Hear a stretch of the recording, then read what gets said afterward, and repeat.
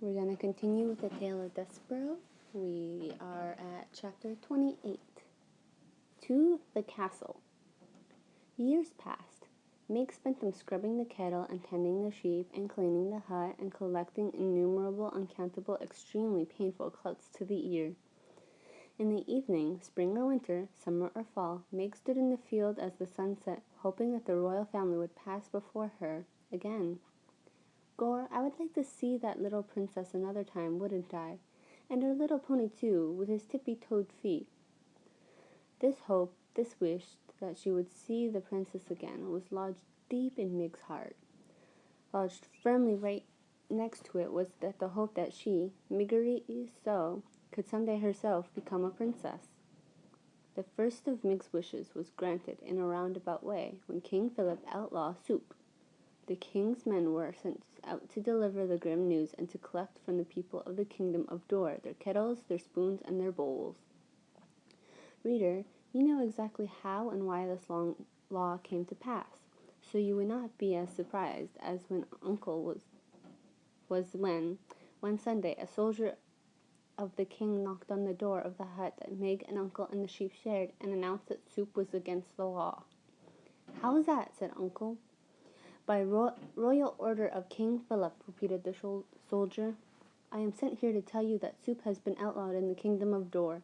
You will, by order of the king, never again consume soup, nor will you think of it or talk about it. And I, as one of the king's loyal servants, I am here to take from you your spoons, your kettle, and your bowls." "But that can't be," said Uncle. "Nonetheless, it is. What will we eat, and what will we eat with?" "Cake," said the soldier. "With a fork?" "And wouldn't that be lovely, if we could afford to eat cake?" The soldier shrugged. "I am only doing my duty. Please hand over your spoons, your bowls, and your kettle." Uncle grabbed hold of his beard. He let go of his beard and grabbed the hair of his head. "Unbelievable!" he shouted. "I suppose next the king will be wanting my sheep and my girl, seeing as those are the only possessions I have left." "Do you own a girl?" said the soldier. "I do," said Uncle. "A worthless one, but still she is mine." "Ah," said the soldier. "That, I am afraid, is against the law, too. No human may own another in the kingdom of Dor." "But I paid for her fair and square with a good laying hen and a handful of cigarettes and a blood-red tablecloth." "No matter," said the soldier. "It is against the law to own another. Now you will hand over to me, if you please, your spoons, your bowls, your kettle, and your girl. Or if you choose not to hand these things over, then you will come with me to be imprisoned in the castle dungeon. Which will it be?" And that is how Miggery So came to be sitting in a wagon full of soup-related items next to the soldier of the king. "Do you have parents?" said the soldier. "I will return you to them." "Eh?" "A ma?" shouted the soldier. "Dead," said Meg. "Your pa?" shouted the soldier. "I ain't seen him since he sold me." "Right, I'll take you to the castle then." "Gore," said Meg, looking round the wagon in confusion. "You want me to paddle?" "To the castle?" shouted the soldier. "I'll take you to the castle." "The castle? Where the itty-bitty princess lives?" "That's right." "Gore," said Meg. "I am to be a princess too some day." "That's a fine dream," said the soldier. He clucked to the horse and tapped the reins, and they took off. "I'm happy to be going," said Meg, putting a hand up and gently touching one of her cauliflower ears. "Might just as well be happy, seeing as it doesn't make a difference to anyone but you if you are or not," said the soldier. "We will take you to the castle, and they will set you up fine. You will no longer be a slave. You will be a paid servant." "Eh?" said Meg. "You will be a servant," shouted the soldier, "not a slave." "Gore," said Meg, satisfied. "A servant I will be, not a slave." She was 12 years old. Her mother was dead. Her father had sold her. Her uncle, who wasn't her uncle at all, had clouded her until she was almost deaf, and she wanted, more than anything in the world, to be a little princess, wearing a golden crown and riding a high-stepping white horse. Sorry. Reader, do you think that it is a terrible thing to hope when there really is no reason to hope at all? Or is it, as the soldier said about happiness, something that you might just as well do, since, in the end, it really makes no difference to anyone but you? Chapter 29. Start with the kersey and finish with the thread. Megariso's luck continued. On her first day on the job as a castle servant, she was sent to deliver a spool of thread to the princess. Mind, said the head of the serving house, a dour woman named Louise. She is royalty, so you must make sure to curtsy. How's that? Shouted Meg. You must curtsy, shouted Louise. Gore, said Meg. Yes, ma'am. She took the spool of thread from Louise and made her way up the golden stairs to the princess's room, talking to herself as she went. Here I am, off to see the princess. Me, Megariso, seeing the princess up close and personal like. And first off, I must curtsy because she is royalty. At the door to the princess's room, Meg had a sudden crisis of confidence.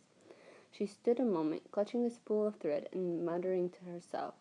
Now, how did that go? She said. Give the princess the thread and then give her a kersey. No, first the kersey and then the thread. That's it. Gore, that's right, that's the order. Start with the kersey and finish with the thread. She knocked on the princess's door. Enter, said the pea. Meg, hearing nothing, knocked again. Enter, said the pea, and Meg, still hearing nothing, knocked yet again. Maybe, she said to herself, the princess isn't home. But then the door was flung wide, and there was the princess herself, staring right at Megariso. Gore, said Meg, her mouth opening. Hello, said the pea. Are you the new serving maid? Have you brought me my thread? Kersey I must, shouted Meg. She gathered her skirts, dropped the spool of thread, stuck out a foot, and stepped on the spool, rocked back and forth for what seemed like a long time, both to the watching princess and the rocking Meg, and finally fell to the floor with a Meggish thud. Whoopsie, said Megariso. The pea could not help it. She laughed. That's all right, she said to Meg, shaking her head. It's the spirit of the thing that counts. How's that? Shouted Meg. It's the spirit of the thing that counts, shouted Pea. Thank you, miss, said Meg. She got slowly to her feet, and she looked at the princess. She looked down at the floor. First the kersey, then the thread. Meg muttered. Pardon, said the pea. Gore, said Meg. The thread. She dropped her hands to the knees to locate the spool of thread. When she found it, she stood back up and offered it to the pea. I brought ye your thread, didn't I? Lovely, said the princess as she took the thread from Meg. Thank you so much. I cannot seem to hold on to a spool of red thread. Every one I have disappears somehow. Are you making a thing? Asked Meg, squinting at the cloth in the pea's hand. I am making a history of the world, my world, said the pea, in tapestry. See, here is my father, the king, and he's playing the guitar because that is something he loves to do and does quite well. And here is my mother, the queen, and she's eating soup because she loves soup. Soup? God, that's against the law. Yes, said the princess. My father outlawed it because my mother died while she was eating soup. Your ma's dead? Yes, said the pea. She died just last month.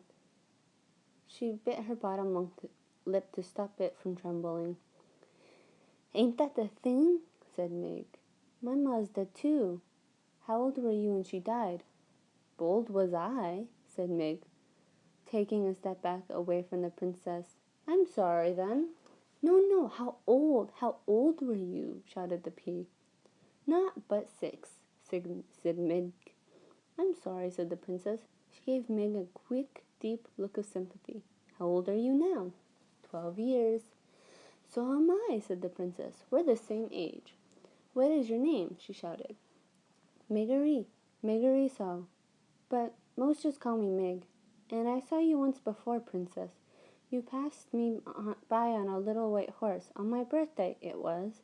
And I was in the field with Uncle Sheep, and it was sunset time. Did I wave to you? Asked the princess. Eh? Did I wave? Shouted the pea. Yes, nodded Meg. But you didn't wave back, said the princess. I did, said Meg. Only you didn't see. Someday I will sit on a little white horse and wear a crown and wave. Someday, said Meg, and she put a hand to touch her left ear. I will be a princess too. Really? Said the pea. And she gave Meg another quick, deep look, but said nothing else. When Meg finally made her way back down the golden stairs, Louise was waiting for you. How long, she roared, did it take for you to deliver a spool of thread to the princess? Too long, guessed Meg. That's right, said Louise, and she gave Meg a good club to the ear. You are not destined to be one of our star servants. That is already abundantly clear. No, ma'am, said Meg. That's all right, though, because I aim to be a princess. You? A princess? Don't make me laugh. This, reader, was a little joke on Louise's part, as she was not a person who laughed, ever. Not even at a notion as ridiculous as Marguerite was becoming a princess. That's the end of that chapter. We'll continue this next time.